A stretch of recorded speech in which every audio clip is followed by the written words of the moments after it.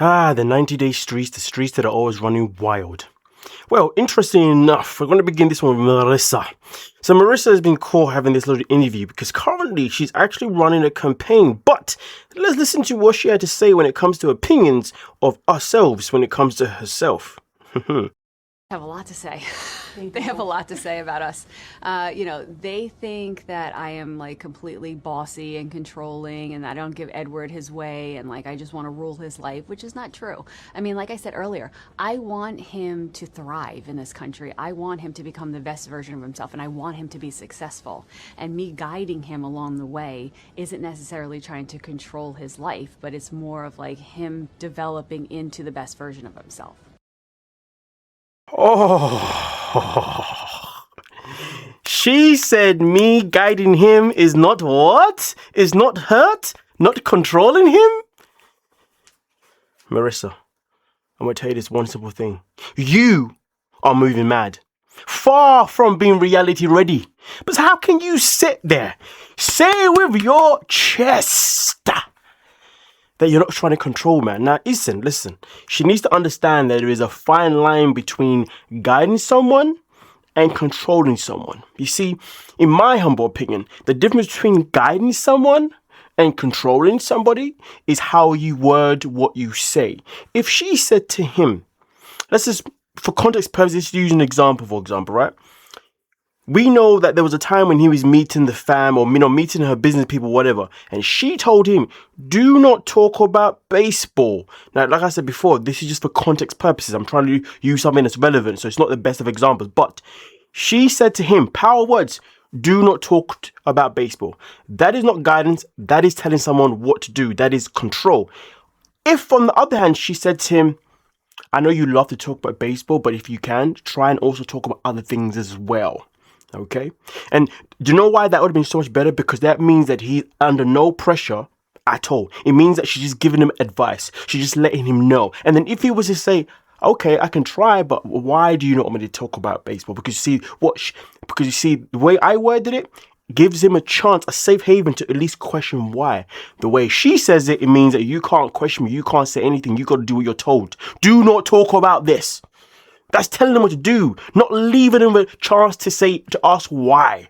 When you guide someone, it means they have an opportunity to ask why you're giving them this advice. So again, let's go back over again, folks, okay? If she had said to him, I know you love to talk about baseball, but if you can try and talk about other things, that'll be good. And let's say he said, okay, again, open space. He's like, okay, but how come?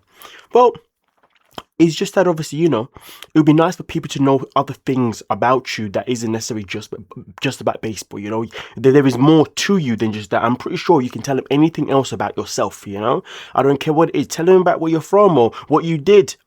Do you know what I mean? At least, therefore, he knows that he's going to go into it and not feel judged about where he's from, about what he did before for work and all that kind of stuff. He's going to open space to just be to be himself. But now, she suppressed that. So she wants to talk about Guidance? Yeah, okay. Another thing that people don't realize is that like when I'm trying to get Edward to exercise and eat healthy, that's at his request. He came in and he said, I really want to lose weight. I really want to like get in shape. Like, can you help me? Because, I'm very into fitness. And he asked me. So I was naturally just doing the best thing that I knew that I could do for him, which is helping him make healthy choices and eating no chocolate for breakfast. That's not how we start our day. Or I mean, as a fitness person myself, obviously I do agree with that part, you know what I mean? And listen. We don't know if what she's saying is true or if it's a lie. But one thing that we do know is the power of words. And the matter of fact is the way she has worded things towards him has never come across to us as if these things were per his request. They've all come across as if these things were things that she wants for him. But I will say this though, just to play devil's advocate, I will say this, that as somebody who's in the fitness world, whenever somebody comes to you and says to you, hey, can you help me with my fitness stuff, whatever, right? A lot of the time, people aren't aware of what that is. So then when it comes down to it, you can be like, okay, let's go. And then that person can be like, oh, wait, I didn't mean today, though. Oh, what you mean right now? No, I meant like when I'm ready. So if it was a case where he did request this, and then all of a sudden he was like, oh, but I've just landed here. I thought you can give me time to kind of settle. Then you know what? I can understand maybe why she would have come across the way she came across, because I can relate to that feeling. I can relate to it if that is the case. But either way though, the power of words is still very, very key. This is why when people come ask me for help, I say to them, if you're not serious, leave me alone. You know, let's have some protein. Let's go for a good power walk. It's a beautiful day. So I'm not trying to like rule his life. Whew, the fans. So yeah, she's not trying to rule his life, but let's just read what it says here. Marissa has a full-blown campaign, PR campaign under the way.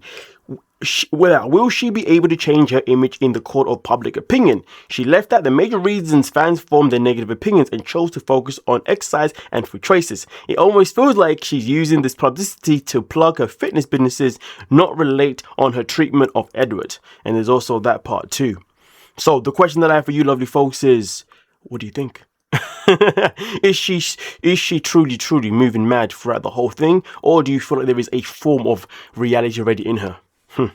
Good luck with that one, folks. Good luck with that one. Now let's move on to Jamal and Emma. Now this is an interesting one, especially given the fact that recently we have spoken about Emma and Rob in yesterday's video when it comes to her 90-day diaries, and she speaks about, of course, her and Rob had a fling going on for a little bit up until she got feelings, and Rob said, "Nah, I'm good." Which is very interesting information, because now let's get into the tea that we got here from 90 Day Fiance update upon their observation, as they say that there's been another sighting of Jamal and Emma, which is something that has been going on for a few months, ever since they both were casted on 90 Day Hunt for Love. At first, it felt as if these two were just two people that got along and maybe had a little bit of a fling here and there because they were both on 90 Day Hunt for Love. But they have been seen several times since then.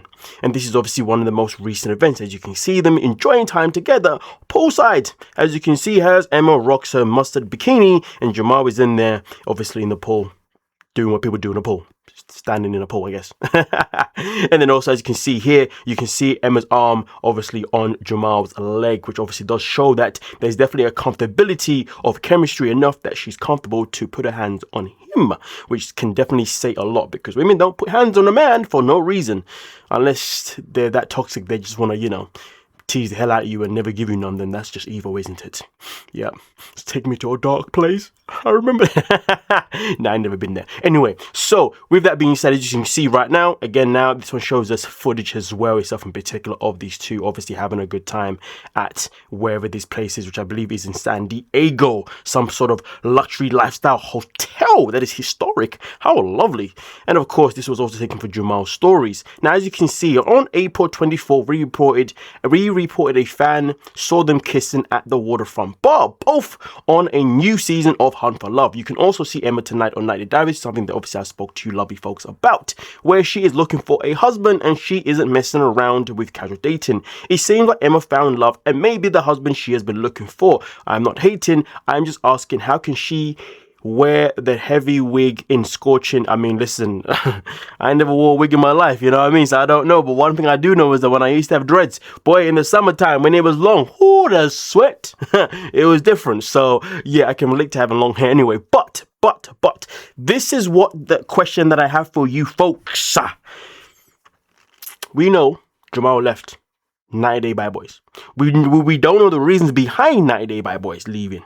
But one thing that we do know is that there was also a history when it came to, allegedly, Jamal would always try and go after girls that Rob had been with previously, which is definitely something that became a conversation, and we was like, ugh. And then now to come to this situation where we see him in a continuous sighting with Emma, even after they have finished 90 Day Bad Boy, 90 Day Hunt for Love filming, which I assume they have finished now because that is filmed in Puerto Rico. This is in San Diego, which says a lot, right? So I do wonder, was the real reason Jamal left 90 Day Bad Boy, was it related to the fact that he was now starting something with Emma? That is the question. Well, that's question number one. Question number two is, do you think Jamal and Emma would actually be a good match?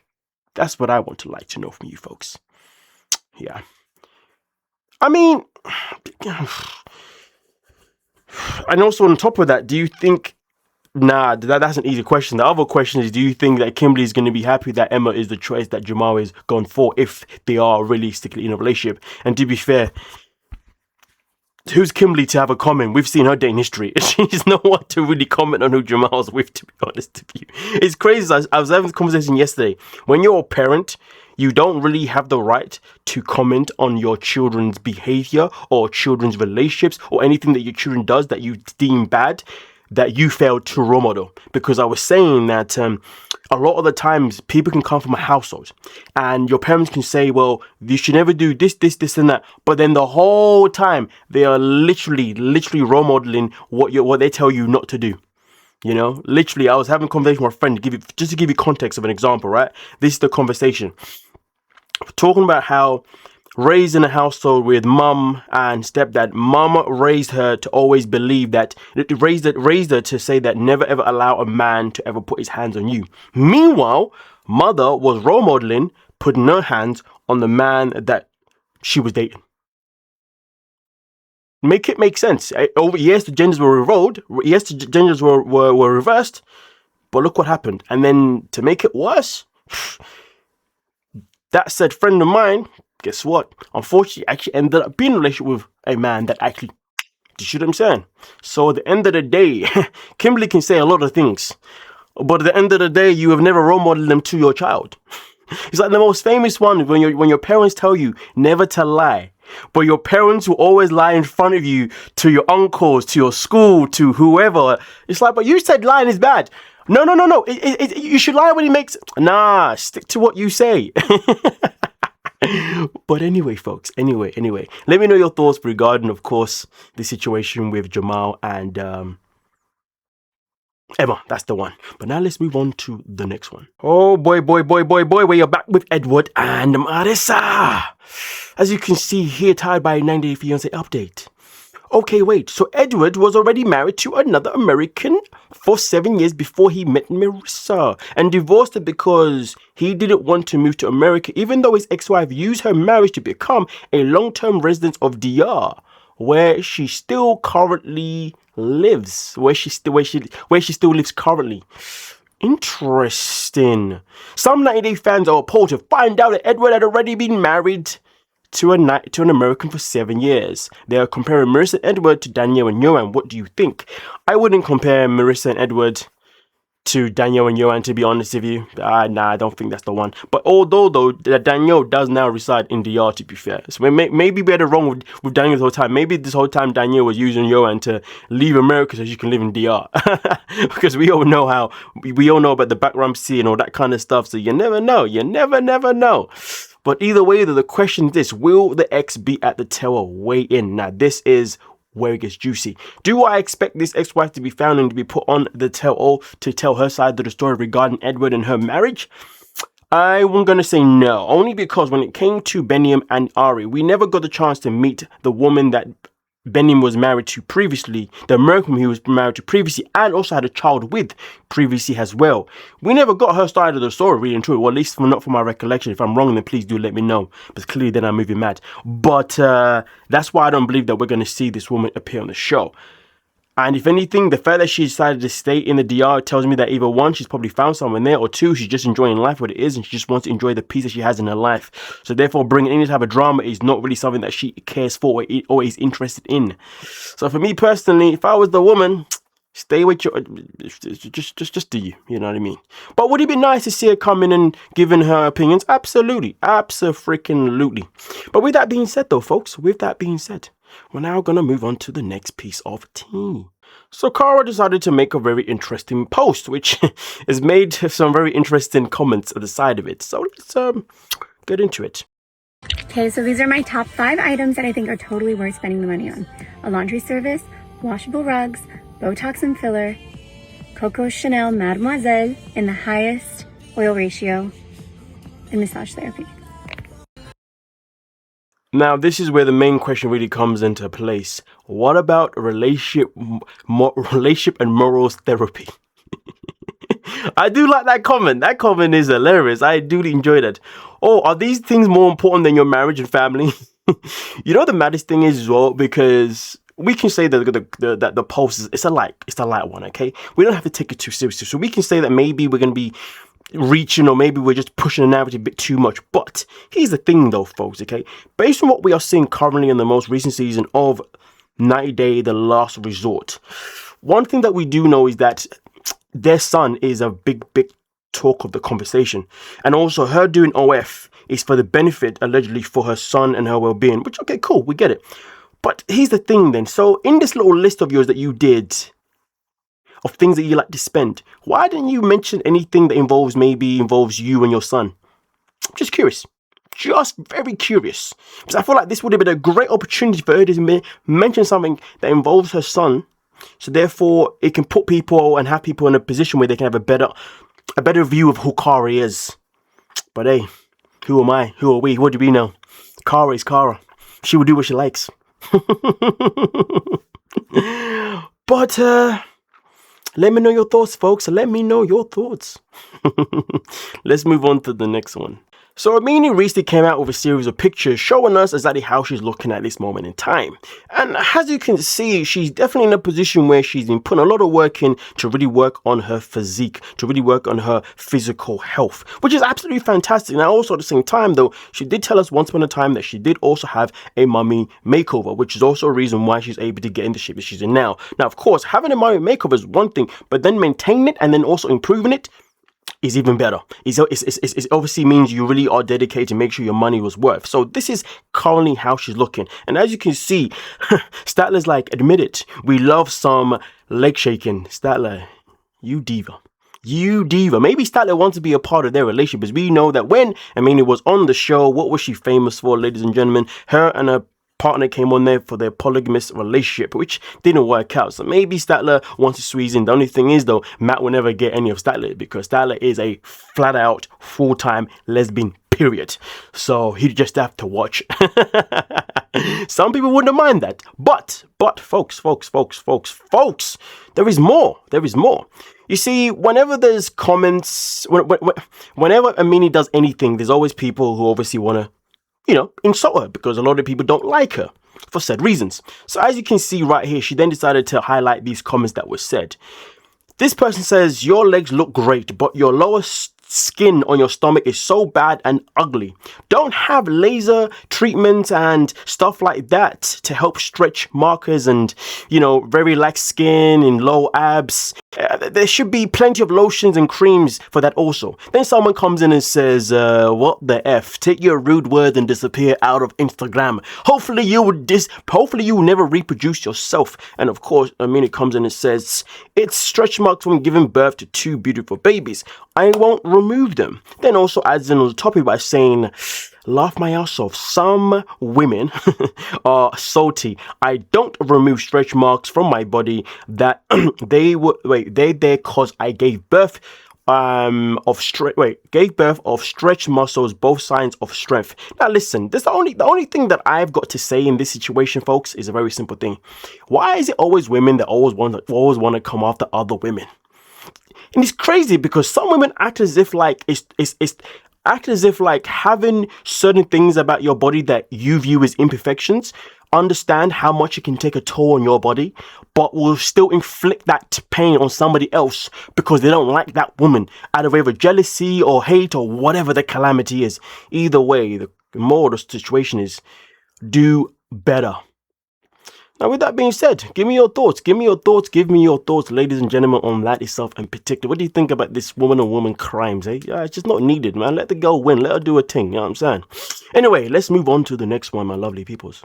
So we know that at this moment in time, Jenny is in a position where her ALS seems to be getting worse. Well, her daughter's come out with an update. I'm going to play a little bit of it, and then after that, we're going to break it down a little bit.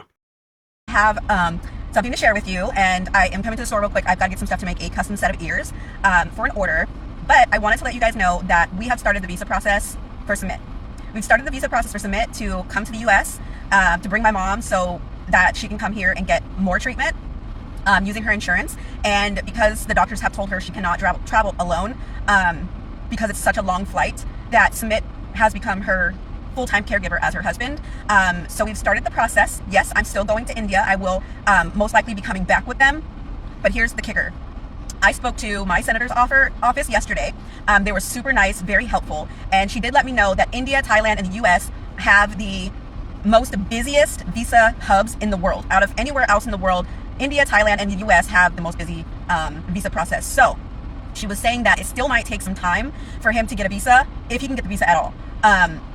A lot of things happening with immigration right now are kind of jumbling things up for foreigners to come to this country. We have applied for an emergency tourist spousal visa, not for a green card, only for a tourist visa. It's a lot longer of a process to try to get a green card, especially right now. You know, they're not making it easy for anyone. So we're going the tourist route. The doctor has given my mom a doctor's note letting, stating her diagnosis and that she cannot travel alone from here on out to come back to the United States. And so we started it, and we're waiting for the consulate, the Indian consulate, to give Sumit his appointment. As of right now, we're still waiting on the appointment, and there has been no update on when that will happen for him to go in front of the consulate and do whatever you have to do over there. I'm not too sure because, I'm not Indian. So for us, we just apply for a tourist visa. You pay a fee, and most likely you're approved. But for other foreigners to come to this country, it's a lot harder. They don't make this shit easy at all, and it's expensive. But I just want you guys to know that we are working on it. We are going to try our damnedest to get Sumit here with my mom. So stay tuned, because we will be speaking to you guys more on that process, sharing it with you, and letting you guys know, because I know that there's going to be other people at some point in their life that may want to come to the United States, and what happens with my mom and Sumit's process can also help somebody else. So of course we're going to share that. Okay. Okay. So let me get this right. Jenny's daughter is going to go to India. Okay. And then she's going to come back with Jenny and Sumit if somebody can get the visa. Right, okay. Jenny cannot fly alone. She must fly with someone. In India, Sumit has become a full-time carer. In India, okay. Interesting. So why can't Jenny's daughter go to India? Let me know if I'm moving mad, folks. Let me know, because I believe I'm reality ready in what I'm saying here. But let me know. Why can't Jenny's daughter go to India like she's already doing and just fly back with her mother? And then Sumit can stay in India whilst he waits for the visa process. Because like as you said, they don't know how long it's going to take. And let me tell you something, folks. Quick little reminder for the people who already know this. When your health is on the line, you don't have time to wait for a freaking visa for somebody else. Unless the person who needs the visa, the one that is poorly. Let's go to Kenan, Amanda, and Hannah. Hannah, of course, we know she had a visa approved, so therefore it was easy for her to go to America. But she went to Arizona, and guess who stayed in Mexico because he couldn't get through it the first time? That was Amanda. And being a good father and doing the right thing, what did he say? He said, listen, you need to go, get yourself sorted out. And also on top of that, your other father, that being Kenny, is going to be there with you. So can somebody tell me what is the difference with Hannah being taken on a helicopter all the way to Arizona for an emergency that she needed? Then her other father, who is allowed to be in America because he's an American, can be there for her whilst they wait for her other father who's in Mexico until he gets approved. So why can not Jenny fly to America with her daughter, and then hopefully Sumit can then join them at some point if the visa or when the visa is approved? Because at the end of the day, her health, ladies and gentlemen, is not in a good state. Listen, I'm going to show this now. So Jenny and Sumit also made the same video pretty much, but I want you to pay attention to just how Jenny is obviously sounding. To update about Jenny's health and other few questions which you guys must be having in your mind. And we also saw a lot of people are asking questions, and first of all, we would like to talk about Jenny's health. And she is still able to do like walking, talking and everything, and she's not depending completely on anyone or even not on me. And what you're seeing on some pages, people are posting that she is on a hospital bed and unable to do anything, which is a lie. And Jenny don't like that. We're still hoping that and praying that there will be a solution, there will be a treatment for this. And for that, we are also trying to get to America. And for that, we are starting. I don't know about this. We are trying to get to America. Jenny can go to America with her daughter. I must be missing something. And also, why has there not been a mention of? Yeah, why has there not been a mention of Kelsey, the immigration lawyer that pretty much serves every single person that is from 90 Day World? Like what? We are trying to start my visa process. For that, we already paid the fees, and try to book an appointment date so I can go and after the appointment date we will try to expedite it on the Jenny's condition, as I might require, or I'm not might I'm required to travel with her and to be there as a caregiver. Which I fully understand, but again though, her daughter can also be a caregiver, right? Am I wrong? Because I'm pretty sure that can happen.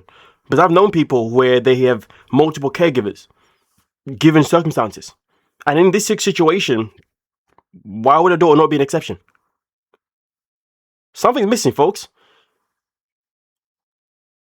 All I'm saying is that if I was in Sumit's position, and my wife, her life is on the line, and I know that her daughter could fly with her, I'm pulling every string possible to make sure that she can go back with her daughter. I'm not gonna have her waiting around for me when I have no power of how long I have to wait for. So yeah, we are starting this process, and actually we have been in touch with a few people, even one agent as well, who is claiming that he's going to help us. So it's not like we are not sitting idle. We are trying, but I believe it's hard for Indian to get American visa. But still, we are trying our best, and hoping that things will I will get a visa soon. And as talk about the Jenny's health, yeah, you can see that Jenny, you want to say something? This is where I'll slow down so you can obviously hear how Jenny's standing right now and why I'm so passionate about the fact that I'm not understanding why she can't just go now with her daughter and why Sumit isn't pushing that narrative. The matter of the fact is, folks, I don't trust Sumit. Never trusted him, never will trust him. The guy's nothing but a freaking scammer. All he does is lie. So, yeah.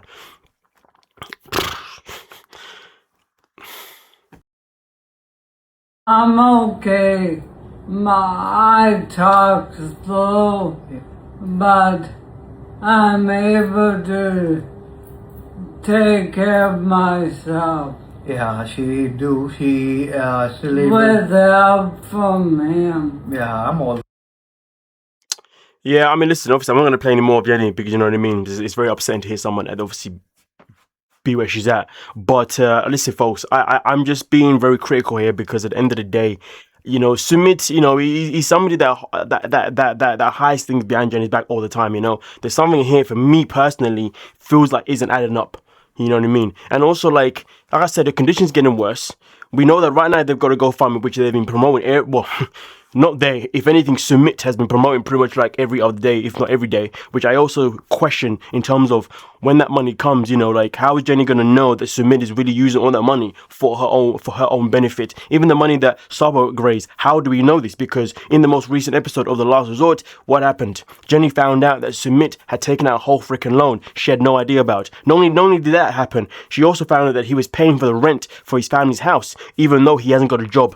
And she had no idea. And then also we go back to the very first season ever where she flies over to India and finds out that she was being catfished this whole time. You know what I mean? By a guy that wasn't even him. Why she decided to stay with him would never make sense to me. Either way though, the matter of fact is, the moral of the story is, when it comes to money, Sumit is a very, very shady dude. Very shady dude. You know? How many businesses does this guy try to open and it hasn't gone well? How many jobs has he had and he hasn't gone well? The guy's nothing but a bum. He's always finding ways to not work. Like, come on now. Even his own friend called him out in the last season that they were on the other way, saying, I don't know if this cafe is going to work because Sumit, you haven't done this, you haven't done that. Hell, that friend even said that the reason why their business went down is because Sumit was the reason why their business went down.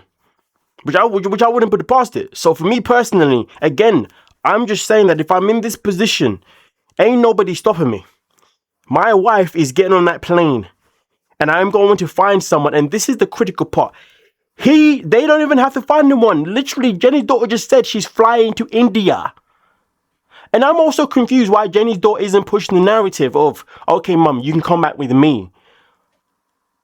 Because I don't know where Jenny's mind's at right now, so I'm not commenting on her.